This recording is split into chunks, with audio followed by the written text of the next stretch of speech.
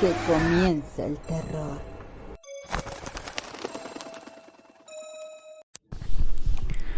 El Monte de las Ánimas. Leyenda soriana. La noche de difuntos me despertó a no sé qué hora el doble de las campanas. Su tañido monótono y eterno me trajo a la mente esta tradición que oí hace poco en Soria. Intenté dormir de nuevo. Imposible. Una vez aguijoneada, la imaginación es un caballo que se desboca y al que no sirve tirarle de la rienda. Por pasar el rato, me decidí a escribirla, como en efecto lo hice. A las 12 de la mañana, después de almorzar bien y con un cigarro en la boca, no le hará mucho efecto a los lectores del Contemporáneo. Yo la oí en el mismo lugar en que acaeció, y la he escrito volviendo algunas veces la cabeza con miedo, cuando sentía crujir los cristales de mi balcón, estremecidos por el aire frío de la noche. Sea de ella lo que quiera, allá va como el caballo de copas. Atad los perros, haced la señal con las trompas para que se reúnan los cazadores y demos la vuelta a la ciudad. La noche se acerca. Es día de Todos los Santos y estamos en el Monte de las Ánimas. ¿Tan pronto? A ser otro día no dejará yo de concluir con ese rebaño de lobos que las nieves del Moncayo han arrojado de sus madrigueras. Pero hoy es imposible. Dentro de poco sonará la oración en los templarios, y las ánimas de los difuntos comenzarán a tañer su campana en la capilla del monte. ¿En esa capilla ruinosa? Va. ¿Quieres asustarme? No, hermosa prima. Tú ignoras cuanto sucede en este país, porque aún no hace un año que has venido a él desde muy lejos. Refrena tu yegua. Yo también pondré la mía al paso, y mientras dure el camino, te contaré esa historia. Los pasajes se reunieron en alegres y bulliciosos grupos. Los condes de Borges y de Alcaduil montaron en sus magníficos caballos y todos juntos siguieron a sus hijos, Beatriz y Alonso, que precedían la comitiva a bastante distancia. Mientras duraba el camino, Alonso narró en estos términos la prometida historia. Ese monte que hoy llaman de las Ánimas pertenecía a los templarios, cuyo convento ves allí, a la margen del río. Los templarios eran guerreros y religiosos a la vez. Conquistada Soria a los árabes, el rey los hizo venir de lejanas tierras para defender la ciudad por la parte del puente, haciendo en ello notable agravio a sus nobles de Castilla, que así hubieran solo sabido defenderla como solos la conquistaron. Entre los caballeros de la nueva y poderosa orden y los hidalgos de la ciudad fermentó por algunos años y estalló al fin un odio profundo. Los primeros tenían acotado ese monte, donde reservaban casa, abundante para satisfacer sus necesidades y contribuir a sus placeres. Los segundos determinaron organizar una gran batida en el coto, a pesar de las severas prohibiciones de los clérigos con espuelas, como se llamaban a sus enemigos. Cundió la voz del reto. Nadie fue parte a detener a los hunos en su manía de cazar y a los otros en su empeño de estorbarlo. La proyectada expedición se llevó a cabo. No se acordaron de ella las fieras. Antes la tendrían presente tantas madres como arrastraron sendos lutos por sus hijos. Aquello no fue una cacería, fue una batalla espantosa. El monte quedó sembrado de cadáveres. Los lobos, a quienes se quiso exterminar, tuvieron un sangriento festín. Por último, intervino la autoridad del rey.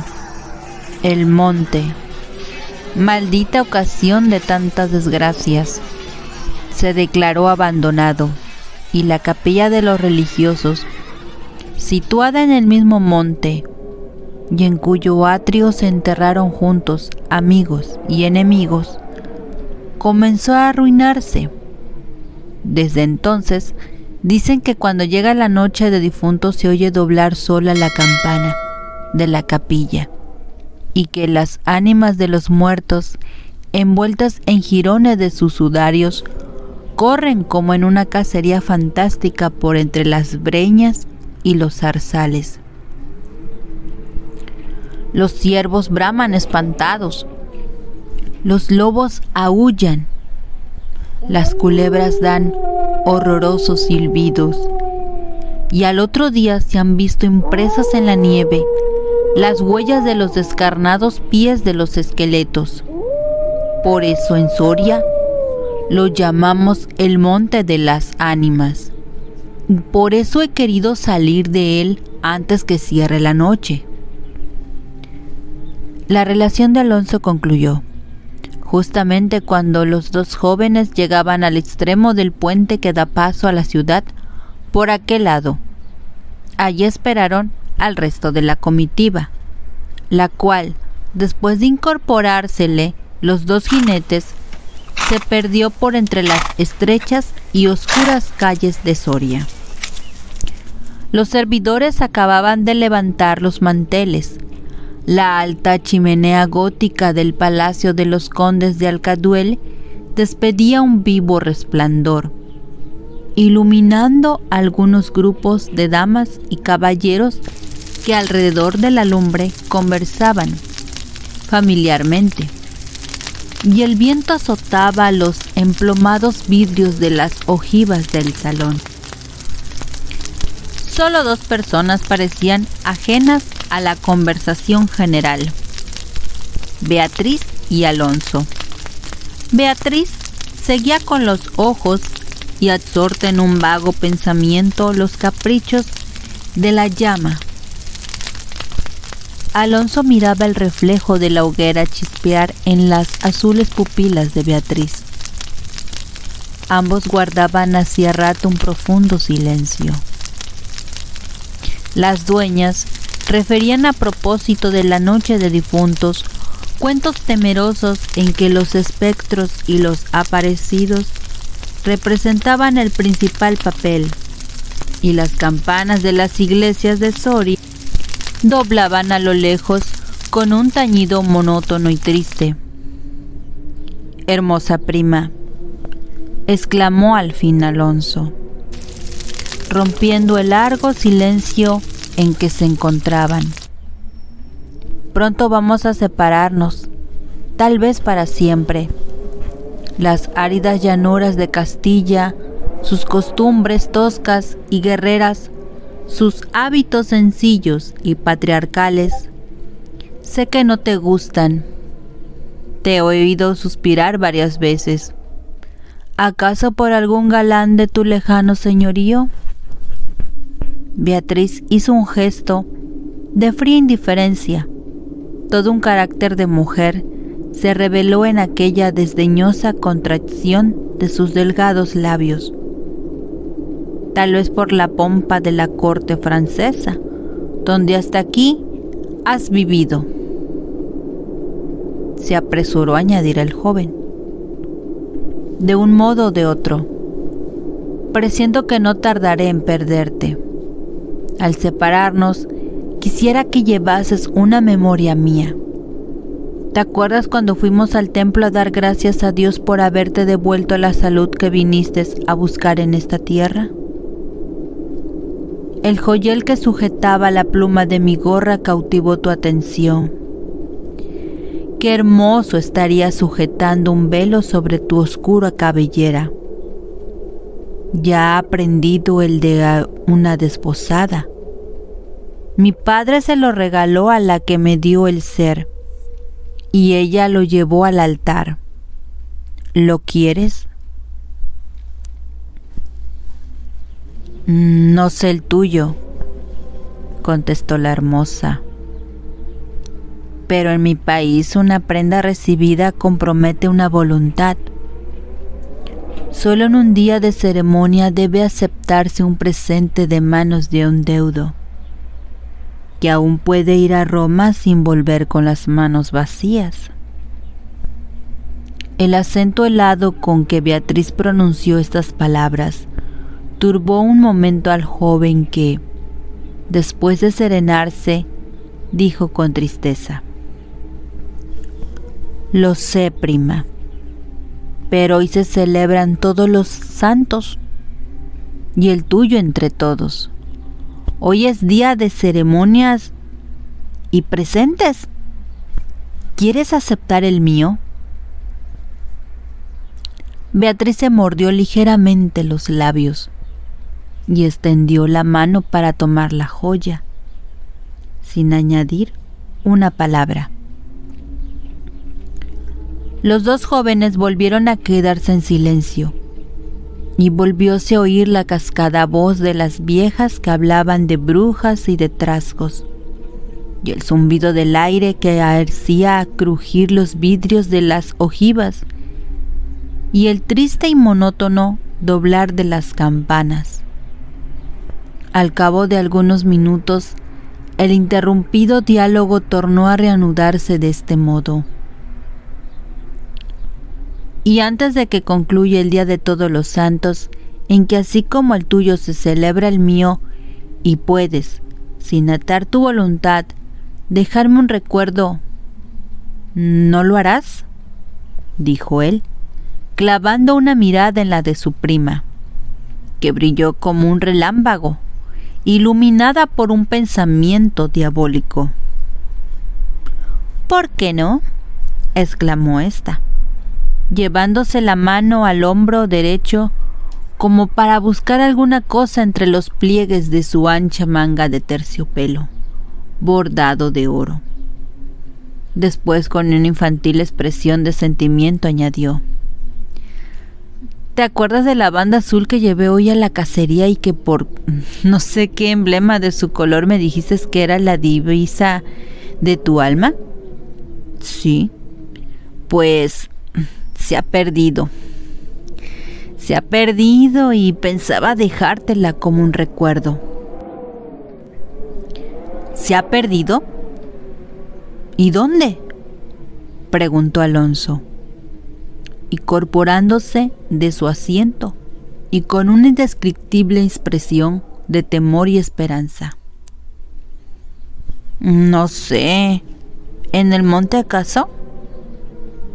¿En el monte de las ánimas?, murmuró, palideciendo y dejándose caer sobre el sitial. ¿En el monte de las ánimas? Luego prosiguió con voz entrecortada y sorda: Tú lo sabes, porque lo habrías oído 1000 veces en la ciudad, en toda Castilla. Me llaman el rey de los cazadores. No habiendo aún podido probar mis fuerzas en los combates, como mis ascendientes, he llevado esa diversión, imagen de la guerra, todos los bríos de mi juventud, todo el ardor hereditario en mi raza. La alfombra que pisan tus pies son despojos de fieras que he muerto por mi mano. Yo conozco sus guaridas y sus costumbres. Yo he combatido con ellas de día y de noche, a pie y a caballo, solo y en batida, y nadie dirá que me ha visto huir del peligro en ninguna ocasión. Otra noche volaría por esa banda, y volaría gozoso como una fiesta, y sin embargo esta noche,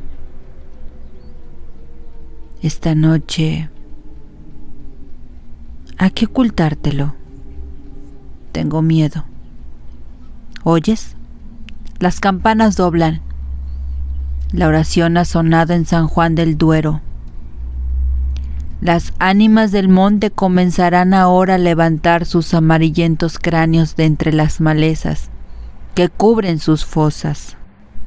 Las ánimas cuya sola vista puede helar de horror la sangre del más valiente, tornar sus cabellos blancos o arrebatarle en el torbellino de su fantástica carrera como una hoja que arrastra el viento sin que sepa a dónde. Mientras el joven hablaba, una sonrisa imperceptible se dibujó en los labios de Beatriz, que, cuando hubo concluido, exclamó en un tono indiferente, y mientras atizaba el fuego del hogar, donde saltaba y crujía la leña, arrojando chispas de 1000 colores. Oh, eso de ningún modo. ¡Qué locura! Ir ahora al monte por semejante friolera. Una noche tan oscura, noche de difuntos, y cuajado el camino de lobos. Al decir esta última frase la recargó de un modo tan especial que Alonso no pudo menos de comprender toda su amarga ironía. Movido como por un resorte, se puso de pie, se pasó la mano por la frente como para arrancarse el miedo que estaba en su cabeza y no en su corazón, y con voz firme exclamó, dirigiéndose a la hermosa que estaba aún inclinada sobre el hogar, entreteniéndose en revolver el fuego. Adiós, Beatriz. Adiós. Hasta pronto.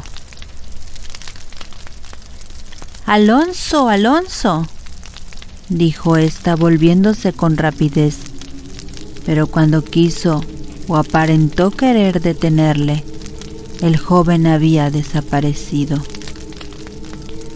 A los pocos minutos se oyó el rumor de un caballo que se alejaba al galope.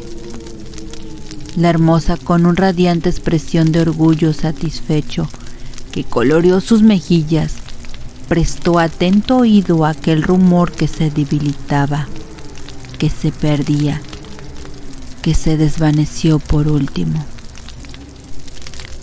Las viejas, en tanto, continuaban en sus cuentos de ánimas aparecidas. El aire zumbaba en los vidrios del balcón y las campanas de la ciudad doblaban a lo lejos. Había pasado 1 hora, 2, 3. La medianoche estaba a punto de sonar cuando Beatriz se retiró a su oratorio. Alonso no volvía, y a querer, menos de 1 hora pudiera haberlo hecho. «Habrá tenido miedo», exclamó la joven, cerrando su libro de oraciones y encaminándose a su lecho, después de haber intentado inútilmente murmurar algunos de los rezos que la iglesia consagra en el día de difuntos, o los que ya no existen. Después de haber apagado la lámpara y cruzado las dobles cortinas de seda, se durmió. Se durmió con un sueño inquieto, ligero, nervioso. Las 12 sonaron en el reloj del postigo. Beatriz oyó entre sueños las vibraciones de la campana, lentas, sordas, tristísimas, y entreabrió los ojos. Creía haber oído a par de ellas pronunciar su nombre, pero lejos, muy lejos, y por una voz ahogada y doliente. El viento gemía en los vidrios de la ventana. «¿Será el viento?», dijo, y poniéndose la mano sobre el corazón procuró tranquilizarse. Pero su corazón latía cada vez con más violencia. Las puertas de alerce del oratorio habían crujido sobre sus goznes con un chirrido agudo, prolongado y estridente. Primero unas y luego las otras más cercanas. Todas las puertas que daban paso a su habitación iban sonando por su orden, estas con un ruido sordo y grave, aquellas con un lamento largo y crispador. Después, silencio. Un silencio lleno de rumores extraños. El silencio de la medianoche, con un murmullo monótono de agua distante. Lejanos ladridos de perros, voces confusas, palabras ininteligibles, eco de pasos que van y vienen, crujir de ropas que se arrastran, suspiros que se ahogan, respiraciones fatigosas que casi se sienten, estremecimientos involuntarios que anuncian la presencia de algo que no se ve y que no obstante se nota su aproximación en la oscuridad. Beatriz, inmóvil, temblorosa, adelantó la cabeza fuera de las cortinas y escuchó un momento. Oía 1000 ruidos diversos. Se pasaba la mano por la frente. Tornaba a escuchar nada. Silencio. Veía con esa fosforescencia de la pupila en las crisis nerviosas, como bultos que se movían en todas direcciones, y cuando dilatándolas las fijaba en un punto, nada. Oscuridad. Las sombras impenetrables. «Va», exclamó, volviendo a recostar su hermosa cabeza sobre la almohada del raso azul del lecho. «¿Soy yo tan miedosa como estas pobres gentes cuyo corazón palpita de terror bajo una armadura al oír una conseja de aparecidos?» Y cerrando los ojos intentó dormir, pero en vano había hecho un esfuerzo sobre sí misma. Pronto volvió a incorporarse más pálida, más inquieta, más aterrada. Ya no era una ilusión. Las colgaduras de brocado de la puerta habían rozado la alfombra. El rumor de aquellas pisadas era sordo, casi imperceptible, pero continuando, y a su compás se oía crujir una cosa como madera o hueso, y se acercaban y se movió el reclinatorio que estaba a la orilla de su lecho. Beatriz lanzó un grito agudo. Rebujándose en la ropa que la cubría, escondió la cabeza y contuvo el aliento. El aire azotaba los vidrios del balcón. El agua de la fuente lejana caía y caía con un rumor eterno y monótono. Los ladridos de los perros se dilataban en las ráfagas del aire, y las campanas de la ciudad de Soria, unas cerca, otras distantes, doblaban tristemente por las ánimas de los difuntos. Así pasó 1 hora, 2, la noche, 1 siglo, porque la noche aquella pareció eterna a Beatriz. Al fin despuntó la aurora. Vuelta de su temor, entreabrió los ojos a los primeros rayos de la luz. Después de una noche de insomnio y de terrores, es tan hermosa la luz clara y blanca del día. Separó las cortinas de seda del lecho, tendió una mirada serena a su alrededor, y ya se disponía a reírse de sus temores pasados, cuando de repente un sudor frío cubrió su cuerpo. Sus ojos se desencajaron y una palidez mortal descoloró sus mejillas.